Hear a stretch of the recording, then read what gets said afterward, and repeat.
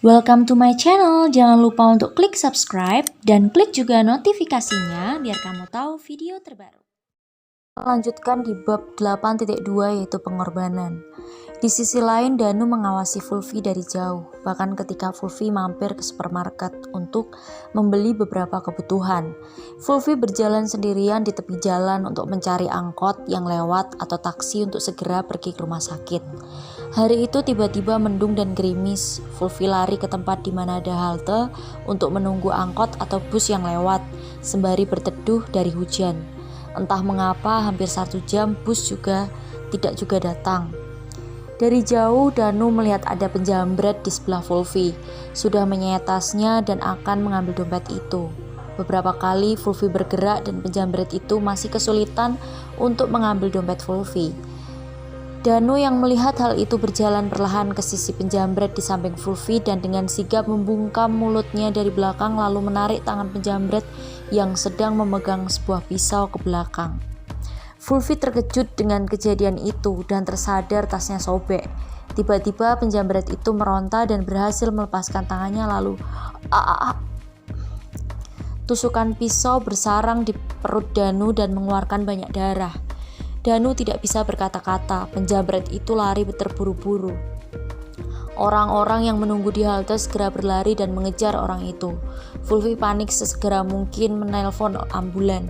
Melihat Danu yang hampir rubuh memegangi perutnya yang tertusuk pisau, Fulfi memapahnya untuk bisa terduduk di kursi halte sembari menunggu ambulan datang.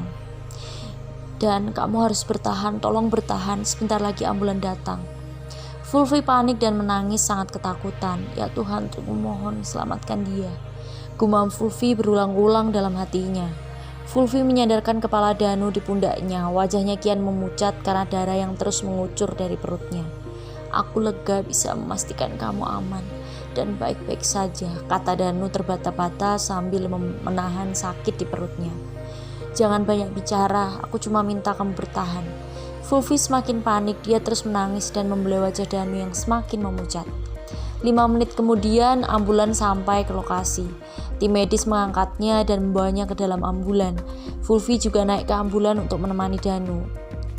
Di dalam ambulan, Danu terus mengerang dan mengeluarkan darah dari mulutnya. Fulfi semakin histeris dan terus merasakan ketakutan. Kamu harus selamat Danu, kamu gak boleh pergi, tolong bertahanlah. Fulfi terus berdoa dan mengulang kalimat itu berulang kali. 15 menit kemudian ambulan sampai ke rumah sakit. Kebetulan yang terdekat rumah sakit itu sama dengan rumah sakit Adi. Fulfi mengantar Danu sampai dibawa ke ruang IGD. Fulfi menunggu di luar dengan cemas. Fulfi terus menangis sesenggukan sambil menunggu operasi selesai karena luka robek di perut Danu cukup dalam. Fulfi menelpon Mbak Galdin yang berada di lantai 2 rumah sakit itu untuk menemaninya. Sayang, bagaimana keadaan Danu? Tanya Mbak Galdin. Mbak, luka robeknya cukup dalam. Aku belum tahu keadaannya seperti apa. Dokter sedang mengoperasi. Aku sangat takut, tolong biarkan dia hidup. Sampai di rumah sakit dia pingsan karena kehilangan banyak darah. Fulfi kembali menangis. Mbak Galdin langsung memeluknya. Jangan nangis lagi sayang. Dia akan baik-baik saja, kata Mbak Galdin menenangkan.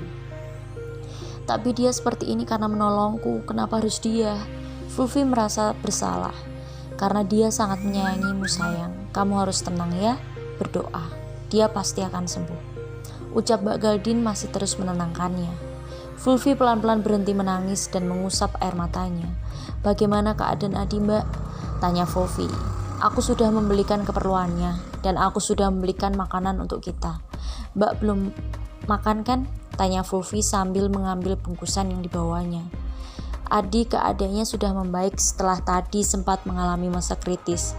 Makasih sayang, apakah kamu ada biaya untuk rumah sakit Vi? Jujur Mbak kehabisan uang, suami Mbak juga belum gajian Vi. Jelas Mbak Galdin. Puji Tuhan, aku ada Mbak, cukup untuk kehidupan kita sehari-hari juga. Dan gara-gara kontrak ini, aku mendapat gaji lumayan besar. Dan aku bisa terima per event, jelas Fulfi. Puji Tuhan, ternyata Tuhan mendengar doamu sayang, kamu kembali bangkit, kata Mbak Galdin. 2 jam kemudian operasi selesai dan dokter keluar dari ruang operasi. Oke guys, cukup sekian untuk bab 8.2 di bab pengorbanan. Semoga kalian suka dengan intonasi bacaku dan cerita tentang novelku Fulfi, dan tunggu untuk videoku selanjutnya di minggu berikutnya. Kalian harus tenang saja karena aku akan selalu update setiap minggunya ya, paling enggak tuh hari Kamis, Jumat, Sabtu atau Minggu. Jadi di antara Kamis sampai Minggu mungkin aku akan ngambil salah satu hari untuk upload video. Jadi kalian gak perlu khawatir untuk menunggu kisah selanjutnya atau bab selanjutnya, oke? Dan jangan lupa untuk subscribe, like, dan komen untuk videonya ya, ditunggu.